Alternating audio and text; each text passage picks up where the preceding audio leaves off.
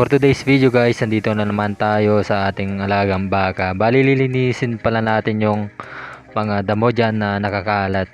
At saka yung mga dumi din ng mga baka ay tatanggalin pala natin mga lods. Kailangan kasi natin yan tanggalin para malinis naman siyang tignan. At saka di rin nakakahiya sa mga dumadaan dito mga lods. Dahil daanan kasi ito ng mga tao at saka yung mga motor na papunta dun sa kanilang bukid. At ayan na nga mga lods, ay tinatanggal ko na yung dumi ng ating alagang baka dyan. Bali, yung anak ko pala yung nagbibideo dito mga lods. At ayan na nga ay kusa na naman na ginawa yung panglinis natin ng anak ko. Dahil siya daw yung maglilinis dyan. Napakasipag talaga nitong anak ko mga lods. Bali, ako lang muna yung taga-video, hindi na muna siya. Dahil gusto niya na siya daw yung maglinis dyan.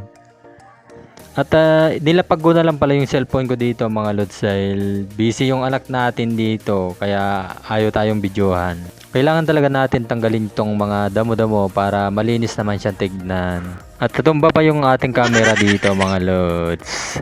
At ayan na nga ay binigyan ko na rin ng kanilang kakainin na damo para mabusog din naman na sila. Dahil tapos na naman na napainom ito ni biyanan ko at saka yung asipag ko. At paano ba yan mga lods? Bukas na lang ulit. Bye bye!